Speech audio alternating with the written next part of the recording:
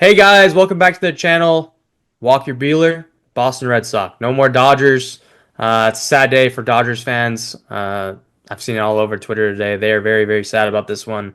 Yeah. Understandable. Walker Buehler has been a fan favorite there.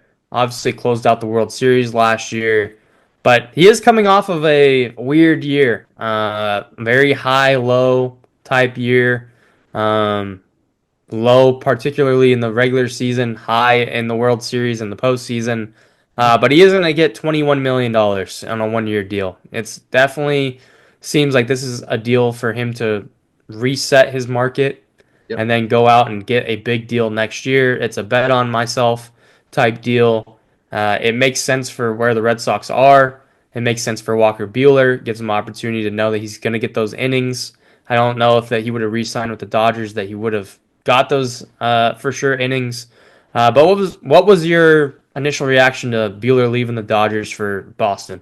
Yeah, it's obviously bittersweet. A guy that's battled a lot of unfortunate injuries. He's battled a lot of adversity the last few years with the Dodgers, and I'm happy that he landed on his feet.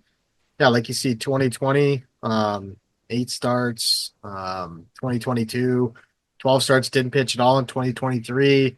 Then only made 16 starts in 2024. So not a lot of miles on the arm the last few years, which is good, I guess, if you're Bueller. But I like this deal for the Dodgers, or pardon me, for the Red Sox. I thought it was interesting that they offered Pivetta the qualifying offer. He declined, so they're going to get a comp pick, and then they ended up just going Bueller for the same price that the qualifying offer would have been given to Pivetta had he accepted it. But yeah, this is a great move for the Red Sox. It's quite a logjam, to be honest. If you go over that depth chart, they brought in Giolito last year. He had to get Tommy John.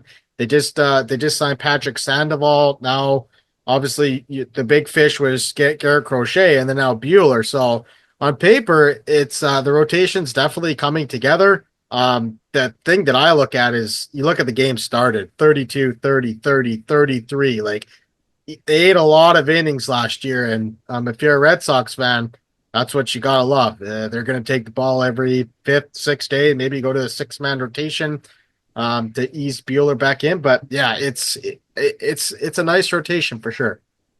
Yeah, and you got to remember too, Garrett Crochet, even though he made those 32 starts last year, he had an innings limit. Yeah, There was times where he was only going two, three, maybe into the fourth inning once you got to the back half of the year. So yeah, he made those starts, but they weren't.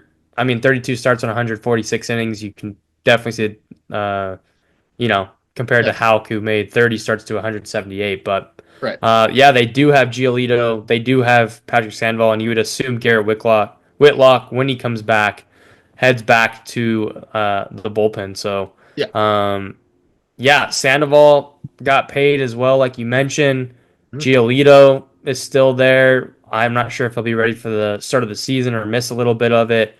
Yeah. But they do have some starting pitching depth, which makes me kind of go, okay. Yeah, you had Crochet, like you said, like we said, Yeah. limited innings last year. Giolito's coming off Tommy John. You're gonna have to limit his innings. Sandoval's coming off Tommy John. Will be back after midseason.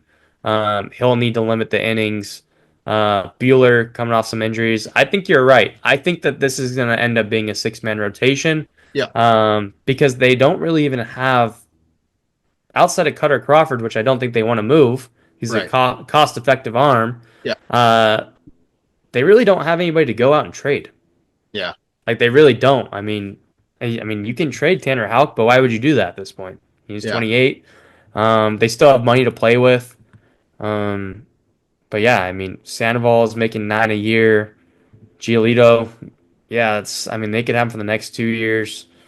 Uh, But yeah, if you go down and you look at Crochet 2.9, Hauk 4.5, Cutter Crawford 3.5, they have Yeah. no money tied up in their rotation. Cutter Crawford still has 4 years of control here, Yeah. so it doesn't really make sense to trade anybody unless you're getting an impactful bat back.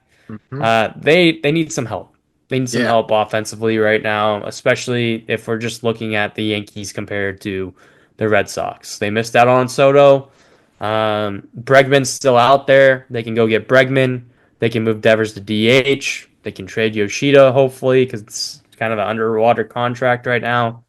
Um, but yeah, they could use some help at second base too. There's not many options out there as well. So they might have to find a way to make a trade here and give up some prospects. But I like the Red Sox offseason so far. Yeah, and anytime you can go out and get a guy like Crochet, it's a great off season. Like you said off the record, we talk a lot about baseball, not on the channel. A guy that makes a lot of sense is Alex Bregman. He just makes a ton of sense for this team. He's got swagger, he's a leadership, he's a gamer, he's a winner. Like that just screams like a Boston Red Sox to me. Like he would be a perfect fit in this lineup, sandwich in between Devers and Story or Costas. And Costas is another big piece of this team that he only had 243 plate appearances, but he had 13 homers. I feel like he could hit 30 bombs. I think he's got 30 potential in him for sure. I like his swing from the left side. Can pepper that monster and left and yeah, I think honestly he would be the player to watch for me going into 2025. If they could find a way to go get Bregman and Teoscar Hernandez, which I don't know is realistic or not, depending on if they want to go the luxury tax. Right now, we looked a little bit earlier. About They're 30 around mil. 211. Yeah, they have about 30 to play with. Obviously, that's only going to realistically get you one. But if they were willing to go over the luxury tax and they got Teoscar and they got Bregman, and you have Teoscar be your left fielder, your DH, and with the Green Monster, and then you have Devers move over to first base or whatever you want to do. I mean, Yep. you have to be creative if you go and get both of them. But even if you go, and you go get Teoscar and you're like, screw it, Devers is my DH, and we're just gonna eat it with Teoscar and left. Right. I mean, this lineup is I and rotation is good enough to at least get the wild card. Yep. I just obviously I don't know that they're good enough to beat the Yankees right now with Fried and Cole at the top there, and plus all the additions they've made. But I think it would definitely rival the Orioles at least right now. Yeah, I think I think if they went out and got a guy like Bregman or Teo, they would be number two in the AL East. I think right now, I think I would still have the Orioles at number two just because their offense. I feel like it's better than the Red Sox. Obviously, they don't have Corbin Burns. Like there's some question marks in their rotation, but I really like the Red Sox rotation a lot. I really like what they've done with it, and yeah, they definitely need some help offensively. Yeah, it'll be interesting to see who they go and get. Um, because really the other option is Pete Alonso, and that's not opening up a spot for Costas to play every day, and that's your Right. young guy, right? So, Yeah. yeah, interesting to see who they go get offensively, but there's still some time, and if they can go add a premier bat, I feel like they need two, but second base as a whole, I don't think David Hamilton should be your starting second baseman. Good No. depth guy, he's going to steal a bunch of bases, but Yeah. um, I don't. They have to address a middle infield option and potentially either Yoshida to the bench or adding in a left fielder. So um, Jaron Duran should be your center fielder in my opinion. Just saying. So Yeah. He changed dramatically defensively last year in center. So yeah, he's yep. 100% a center fielder. All right. Well, that's gonna do it for this one. If you like this video, make sure you hit that like and subscribe. As always, we appreciate you guys for listening and watching, and we'll see you on the next one. Later.